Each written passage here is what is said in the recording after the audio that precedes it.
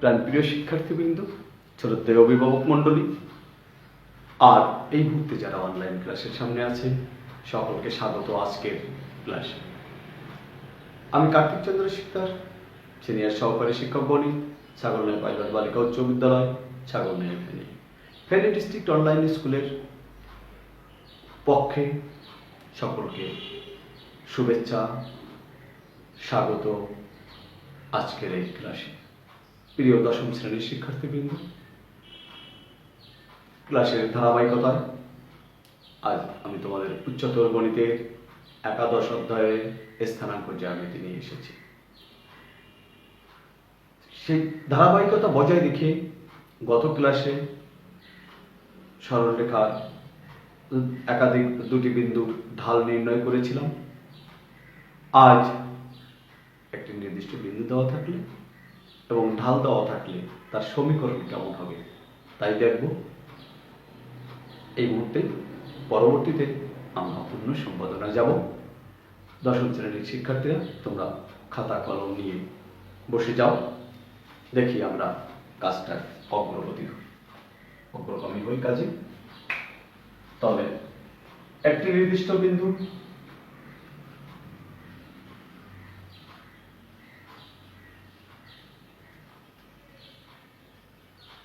বিন্দু ও ঢাল দেওয়া থাকলে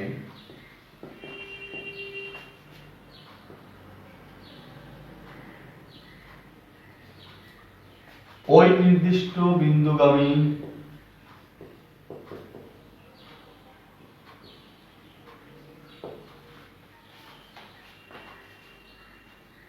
এবং বিন্দুগামী সরলরেখার সমীকরণ আমরা নির্ণয় করব।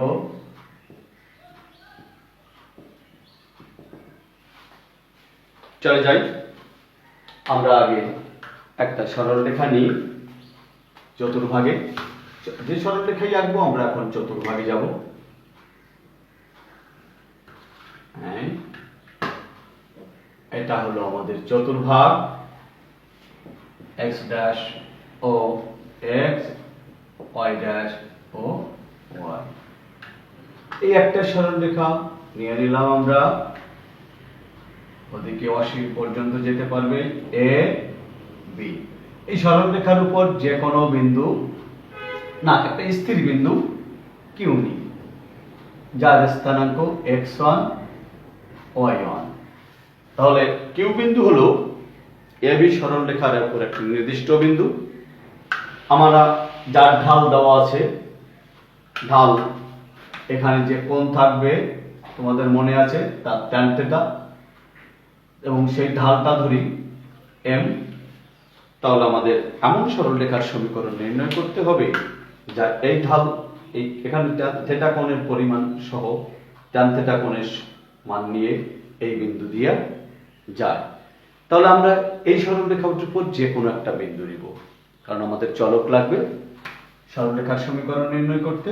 তাহলে যে কোনো বিন্দু পি নেই, যার স্থানাঙ্ক এক্স ওয়াই। এটা যে কোনো বিন্দু, এক্স ওয়াই মান আমরা জানি না। তাহলে এই এক্স ওয়াই এবং এক্স ওয়াই ওয়ান এই বিন্দুগামী যদি সরলরেখার সমীকরণ নির্ণয় করতে পারি, যার ঢাল থাকবে এম এবং কিউ বিন্দুগামী সে সরলরেখা হবে। চলো আমরা সেটাই করি। তাহলে মনে করি এ বি একটি সরলরেখা, যার একটি নির্দিষ্ট বিন্দু কিউ, যার স্থানাঙ্ক x1 y1 এবং সরলরেখাটির ঢাল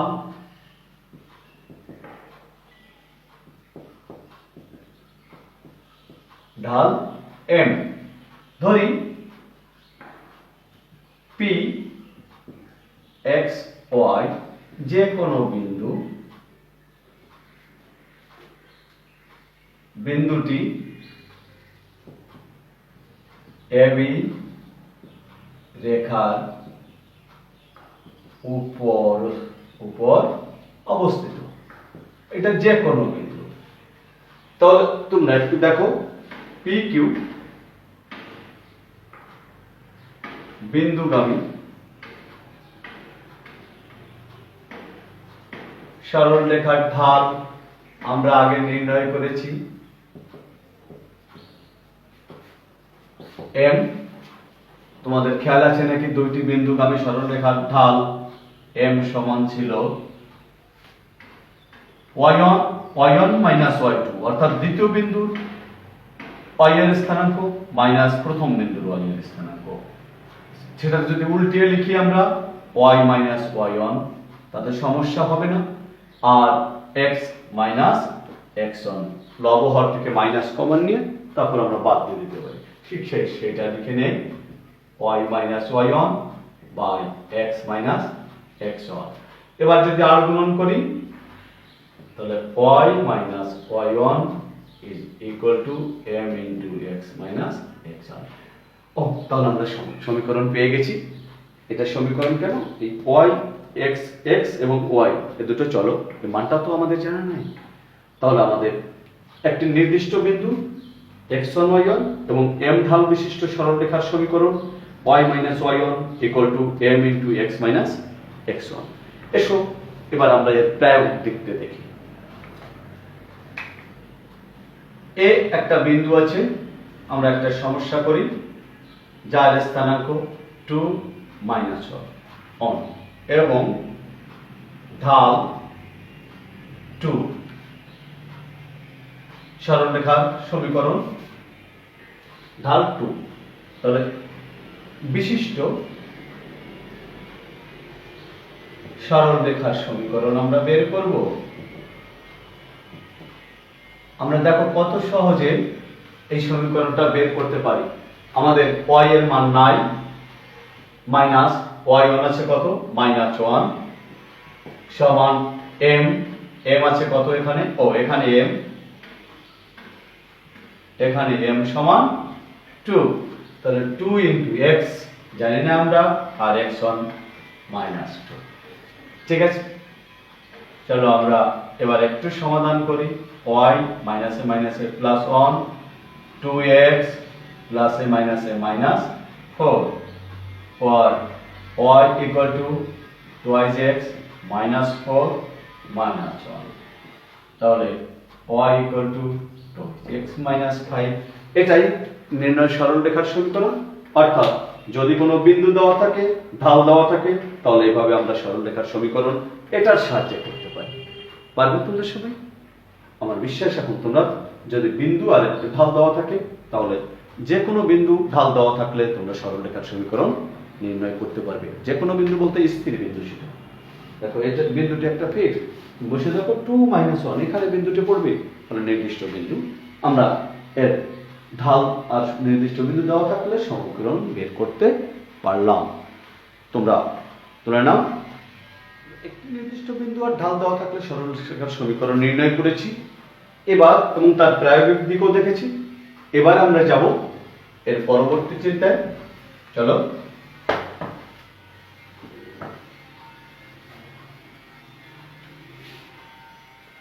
তাহলে আমরা পেয়েছি। এবার যাব আমরা একটা বিন্দু নয়, যদি দুইটি নির্দিষ্ট বিন্দু দেওয়া থাকে, দুইটি নির্দিষ্ট বিন্দু। এবার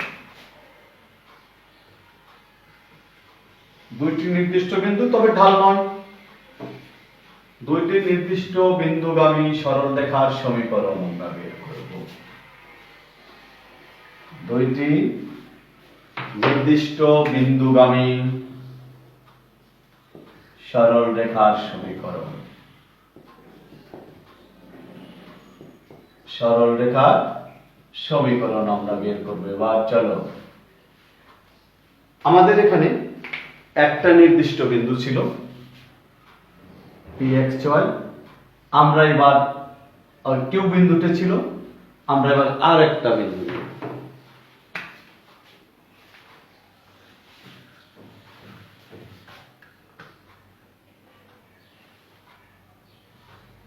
আর একটু বড় করি যাতে উপরে আমরা আর একটা বিন্দু আর নিতে পারি। যার স্থানাঙ্ক x2 y2, একটা x1 y1 আর একটা x2 y2। তাহলে মনে করি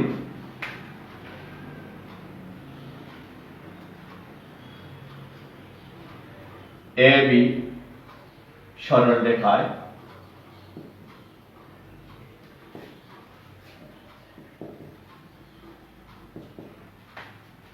Q x1 y1 এবং R x2 y2 দুইটি নির্দিষ্ট বিন্দু।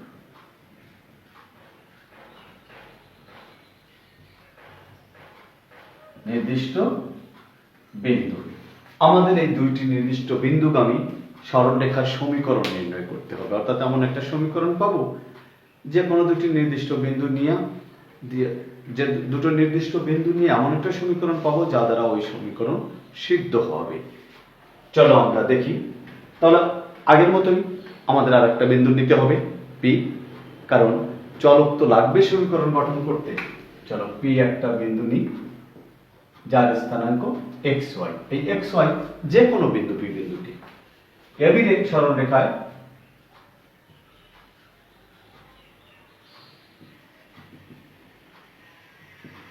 যে কোনো বিন্দু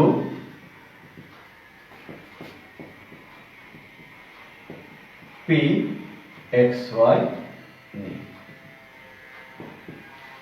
এবার একটু খেয়াল করো, এই AB রেখাটি x অক্ষের সাথে একটা নির্দিষ্ট ঢালে আছে।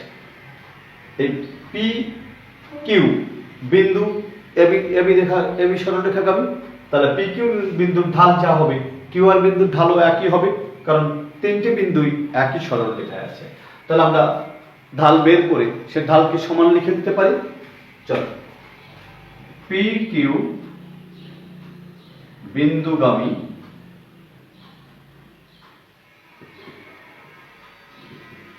সরলরেখার ঢাল M1 সমান ঢাল কি x y minus y1 by x minus x1 R QR বিন্দুগামী সরলরেখার ঢাল M2 সমান x y1 minus y2 by x1 minus x2। এখন PQ এবং QR আমরা আলাদা না করি, PQR বিন্দু তিনটি AB রেখায় অবস্থিত। AB রেখায় অবস্থিত। তাহলে M1 is equal to M2 or y minus y1 by x minus x1 equal to y minus y1 minus y2 by x1 minus x2। এই আমাদের সরলরেখার সমীকরণটি হয়ে গেল। অর্থাৎ এখানে y চলক আছে আর এরা সব জানা মান, তাহলে y x y চলক আর বাকিটা জানা মান। তাহলে আমরা সেই জানা মানগুলো বসিয়ে দিয়ে আর গুণন করলে আমরা সহজে x y চলক বিশিষ্ট একটা সমীকরণ পেয়ে যাব, অর্থাৎ দুই চলক বিশিষ্ট সমীকরণ। তাহলে আমরা পেয়ে গেলাম সমীকরণটি এই। আমরা সমীকরণটি একটু লিখে রাখি, y minus y1 by x minus x1 সমান y1 minus y2 by x1 minus x2। আমরা এখন দেখব আমরা কিভাবে কোন সমস্যা এই সমীকরণ ব্যবহার করে সমাধান করতে পারি। ঠিক আছে, আমরা সমস্যা নিয়ে নেব, একটা সমস্যা নিয়ে ওই সূত্রের সাহায্যে আমরা করব।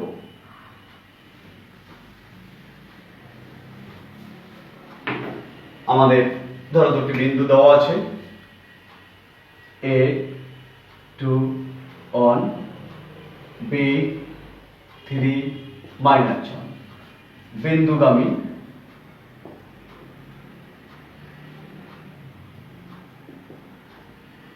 সরলরেখার সমীকরণ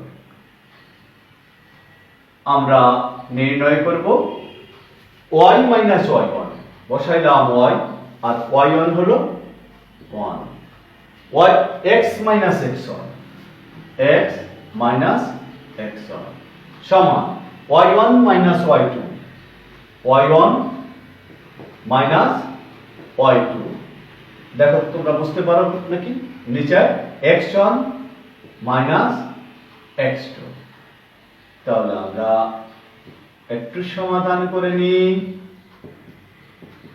1 মাইনাসে প্লাস 1 বাই -1 তাহলে y minus 1 by x minus 2 সমান plus 2 by -1 or y minus 1 by x minus 2 minus 2 or y minus 1 সমান minus plus a minus twice x minus a plus 4 or y equal to minus twice x plus 4 plus 1 তাহলে আসলে আমাদের y equal to minus twice x plus 5 হ্যাঁ পেয়ে গেলাম আমরা সমীকরণ ঠিক এভাবে এই সমীকরণগুলো আমরা নির্ণয় করতে পারি y চলক আছে x চলক আছে এই তাহলে এটা হলো কি 2 1 এবং 3 -1 বিন্দুগামী সরলরেখার সমীকরণ y = -2x 5 তো মানটা বসিয়ে দেখো সঠিক হয়ে যাবে 2 × 4 হ্যাঁ 5 থেকে 4 গেলে 1 থাকে হবে তো এভাবে আমরা এই সমস্যার সমাধান করতে পারি প্রিয় শিক্ষার্থীবৃন্দ তাহলে আমরা দুটো জিনিস শিখলাম একটা হলো একটি নির্দিষ্ট বিন্দু দেওয়া থাকলে আর সরলরেখার ঢাল দেওয়া থাকলে সরলরেখার সমীকরণ আমরা নির্ণয় করতে পারি এবং তার সমস্যার সমাধান করতে পারি আর একটা হলো দুইটি নির্দিষ্ট বিন্দু দেওয়া থাকলে তাহলে সরলরেখার সমীকরণ আমরা নির্ণয় করতে পারি এবং সেই সম্পর্কিত গাণিতিক সমস্যার সমাধান করা শিখলাম আমরা এবার আমরা এই দুটোর উপর বাড়ির কাজ করব চলো যাই বাড়ির কাজ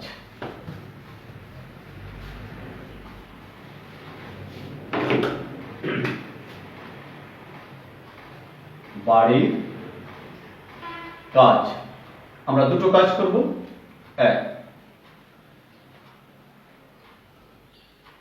3 - 2 বিন্দুগামী এবং 4 ঢাল বিশিষ্ট সরলরেখার সমীকরণ নির্ণয় করো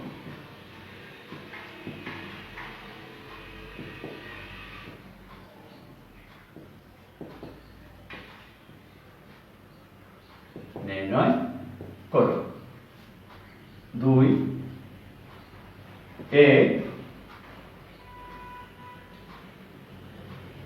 a0 b twice a thrice a বিন্দুগামী সরলরেখার সমীকরণ নির্ণয় করা